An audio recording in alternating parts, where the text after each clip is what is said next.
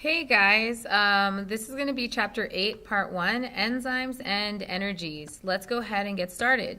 So the question of the day is, why does temperature increase and decrease in these reactions? When we put calcium chloride in water, it actually turns really hot, like in a hot pack. And when we put ammonium nitrate and barium hydroxide in water, it becomes very cold. So the question is, why do these things happen? So the reason why is due to energy and the forms that it can come in. So energy is a capacity to change. There's kinetic energy, there's light energy, there's heat, potential. The one we're going to focus on today is going to be looking at Gibbs free energy, and that's a potential energy that can be used to do work. There's also chemical energy. I would say you want to make sure that you know all of these energies. So if you're unfamiliar, please make sure that you're taking the time to look over them. Okay, let's go ahead and move on. So this is a picture that has different forms of energy. We have a diver that has more free energy on the platform. We have one that's converting free energy to kinetic. We have this little guy down here, and he has less free energy in the water than on the platform. We have this girl that's going to go ahead and convert kinetic to the muscle movement of free energy. So we have some laws that we need to go ahead and review. You might remember these from 10th grade, or you might remember these from 11th grade physics. The first law of thermodynamics is energy cannot be created or destroyed, only transformed. The second law of thermodynamics is that every energy transformation increases the entropy or disorder of the universe, because some energy is always converted to heat, which is a very disorderly form of energy. So the question is, how does the first law relate to living things? Well, living things survive by converting one form of energy into another. So, for example, we have this cute little bear. He's eating food, and that's going to give him his chemical energy. He'll later convert that into ATP so that he can go ahead and change that to kinetic energy of muscle contraction. And then he's going to go ahead and release heat and breathe out carbon dioxide. Oh, he's so cute. I just love him. So here's a question. When these structures were synthesized by living cells, did the entropy of the universe decrease or increase? This is a little bit of a tough question, so I'm going to tell you a little bit more about this and see if you can figure this out before Tuesday. So how does the second law relate to living things? Even if entropy or disorder decreases in an organism, the universe's total entropy actually increases when cells synthesize complex structure. So, in other words, whenever we synthesize more complex structures, our entropy actually increases because the cells release heat, which is random disorderly energy. So, here's a processing piece. I want you to go ahead and circle the one that has the more Gibbs free energy on your notes. So for each pair of pictures, just go ahead and circle them, and we'll go ahead and review which one has more. Is it this one or this one? Is it these molecules together or spread apart? Is it these CO2 and these waters? Or is it this one where they look like they're kind of, well, I can't say because I'm not to get the answer. Well, whichever one, you let me know, and we'll talk about it on Tuesday.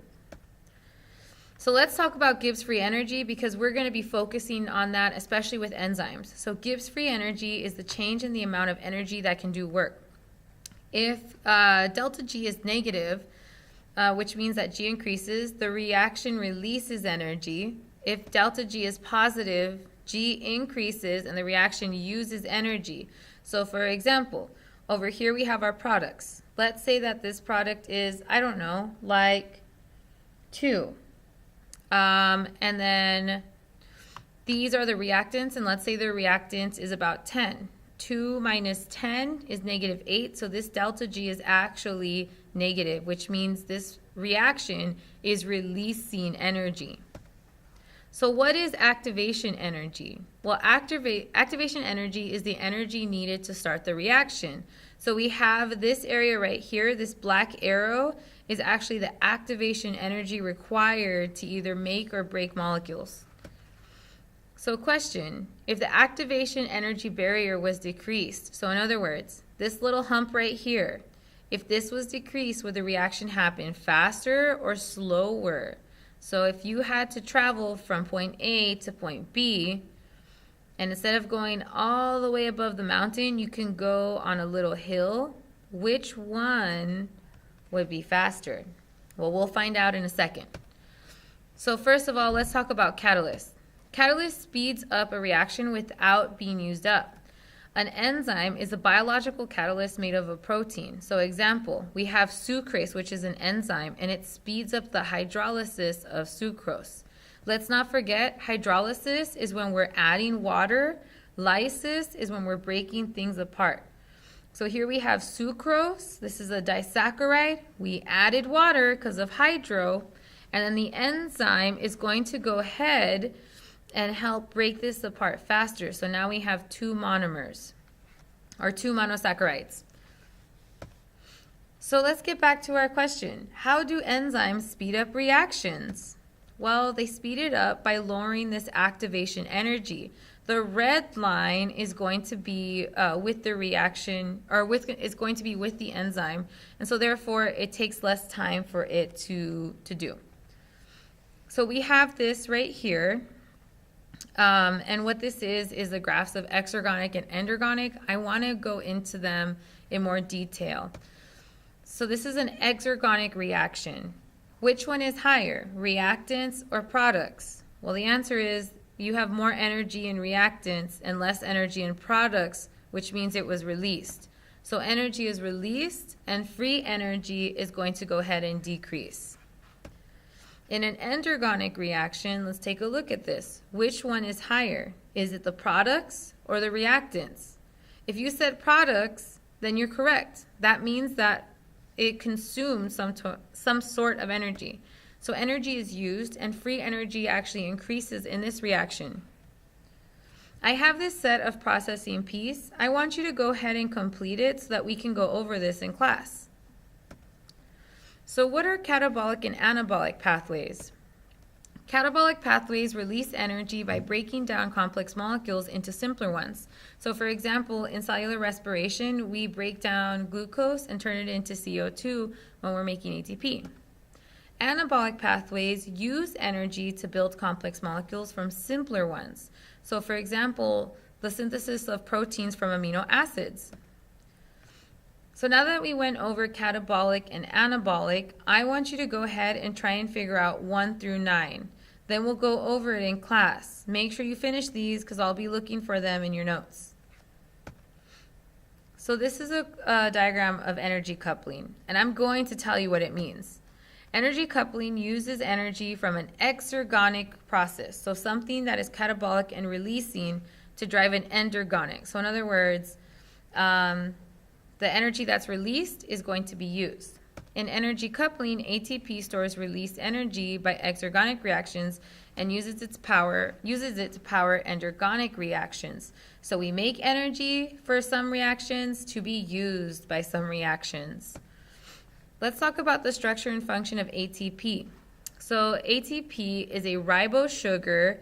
We've talked about this in another video. An adenine, which is a nitrogenous base, and then we have 3 phosphate groups.